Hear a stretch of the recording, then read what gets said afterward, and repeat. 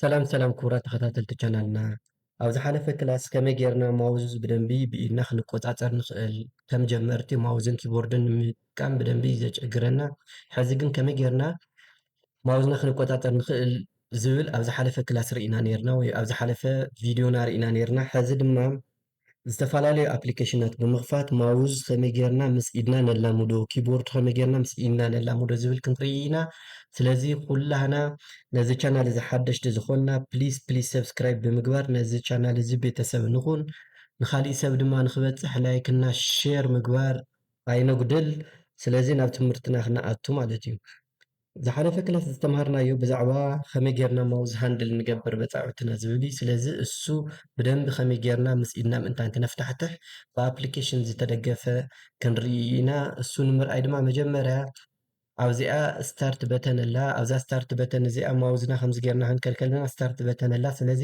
ነዚኣ ክሊክ ክንገብር ከለና ብካሊእ ባህላ እንታይ ኢና ንገብር ሌፍት ክሊክ ኢና ክሊክ ንገብር ማለት እዩ እሳ ክሊክ ምስ ገበርናዮ ድማ ዝርዝራት ኣለዉ ዝመፁ ስለዚ ኣብቲ ባዶ ዘሎ እዚ ካልኩሌት ኣብዚ ባዶ ዘሎ ሰርች ዝብል ኣፕሊኬሽን እኒኦ ሴቲንግ እኒኦ ዶክመንትታት እኒኦ ስለዚ ካብኣቶም ኳልኩሌተር ዝብል ኣፕሊኬሽን ሰርች ገይሩ ምእንታን ከምፀለይ ኳልኩሌተር ዝብል ይፅሕፍ እሞ ኳልኩሌተር ዝብል ክፅሕፍ ከለኹ እዚ እንታይ ዝብል እኒኦ ኦፕን ዲኻ ትገብሮ ስታንዳርድ ድዩ ሳይንቲፊክ ድዩ ግራፊንግ ድዩ ፕሮግራመር ድዩ ወይም ደግሞ ዴት ኳልኩሌሽን ድዩ ዝብል ከምዚ የምፅአልና እሞ ስለዚ ንሕና ሕዚ ዘገድሰና ክሊክ እናገበርና ቁፅርታት ንምፅሓፍን ናይ ሒሳብ ስልሒታት ንምስራሕን ስለዝኾነ ስታንዳርድ ክሊክ ንገብር ማለት እዩ ስታንዳርድ ክሊክ ክንገብር ከለና እንደገና ኣብዚ እንታይ ዝመፀና እኒኦ ኖርማል ኳልኩሌተር ተብደገ ንፈልጦ ማለት እዩ እሱ ዲስፕሌይ ይገብርና ስለዚ ኣብዚ ለምሳሌ 7 ክባዛሕ ብ7 ኢልና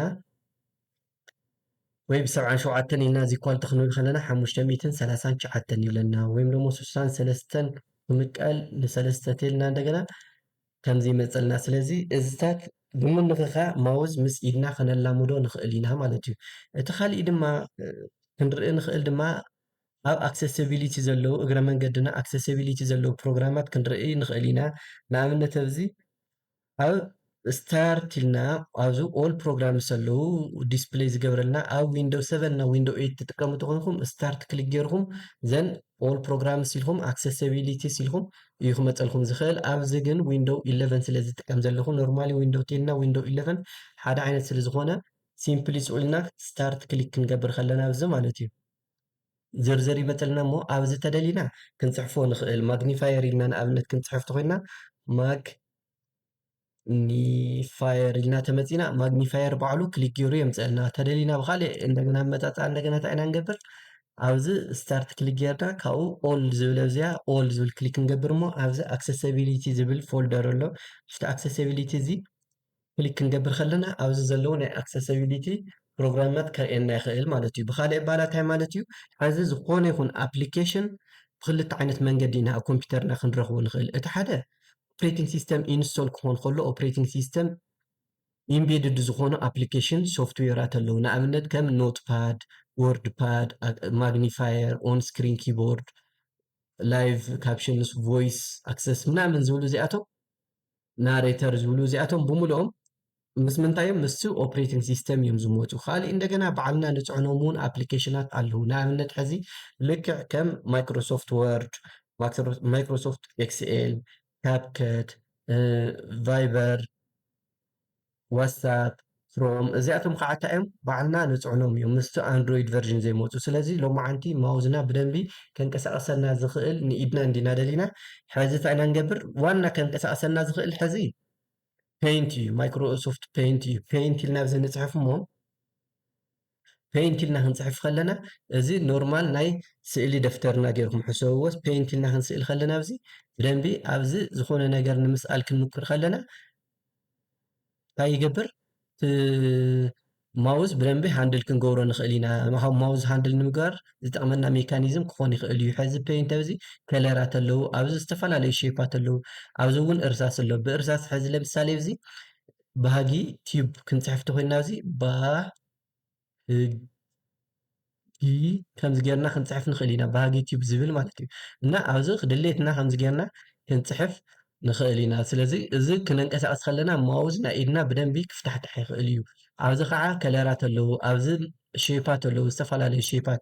ስለዚ እዚኣቶም ድሮ ብምግባር ድማ ኣሜዚንግ ዝኾኑ ፒክቸራት ክንሰርሕ ንኽእል ኢና ማለት እዩ። ባዕልና እናፈጠርና ዝተፈላለዩ ፒክቸራት ክንሰርሕ ንኽእል ኢና ማለት እዩ። ስለዚ እዚኣቶም እንደገና ቀለም ንምቕባእ እንደገና ኣብዚ ፊል ትብል እኒኣ ካብኡ ድሌትና ከለር ብምቕባእ ኣብዚ ክንቀብኦም ንኽእል ኢና ማለት እዩ ነዚኣቶም። ስለዚ እዚታት ብደንቢ ብምሙኳር ማለት እዩ ብደንቢ እዚታት ብምሙኳር ናይ ማውዝ እንቅስቃሴና ክንሞክልኮ ንኽእል ኢና። ማውዝና ብደንቢ ኮንትሮል ክንገብር ንኽእል ኢና ማለት እዩ። እቲ ካሊእ እንደገና እንታይ ዝብል ፕሮግራም ኣሎ? እቲ ካሊእ እንደገና ማግኒፋየር ዝብል እዩ። ማግኒፋየር ንምኽፋት እንደገና እንታይ ኢና ንገብር? ስታርት ንኣቱ እሞ ካብኡ ኦን ንብል ኣብዚ ካብኡ ክልተ ዓይነት መንገዲ እንዲ ዘሎ ኣብዚ ማግኒፋየር ኢልና ክንፅሕፍ ንኽእል ኢና። ማግኒፋየር ኢና ተፅሒፍና ኣብዚ ማግኒፋየር ይመፀልና።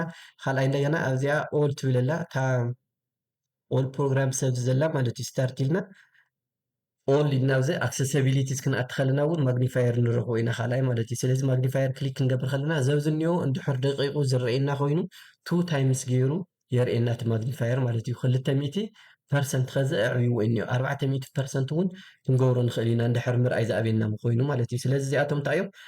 ኣፕሊኬሽን ሶፍትዌራት ኮይኖም ኣብ ኣክሰሲቢሊቲ ውሽጢ ዝርከቡ ኮይኖም ምስቲ ኦፕሬቲንግ ሲስተም ዝመፁ ዓይነት እንትን እዮም ማለት እዩ። ኣፕሊኬሽን ሶፍትዌራት እዮም። ስለዚ ማግኒፋየር ክንዓፅዮ ከለና እዚ እዩ። ካሊእ እንደገና ኖትፓድ ዝበሃል እኒኦ። ኖትፓድ እንደገና ንቴክስት እዩ። ሕዚ ፔይንት ልክዕ ከም ንማውዝ ዝጠቕመና ንማውዝ ሃንድል ንምግባር ኣብ ስክሪን ኤክሰርሳይዝ ፔይንት ዋነኛ ጠቃሚ እዩ እንድሕር ኢልና ንፊደላት ንምፅሓፍ ምናምን እንደገና ኣብ ኖትፓድ ክንፅሕፍ ንኽእል ኢና። ኪቦርድና ብደንብ ንምልማድ ኣብ ኖትፓድ ክንፅሕፍ ንኽእል ኢና። ኣብ ኖትፓድ ንምፅሓፍ እንደገና እንታይ ኢና ንገብር?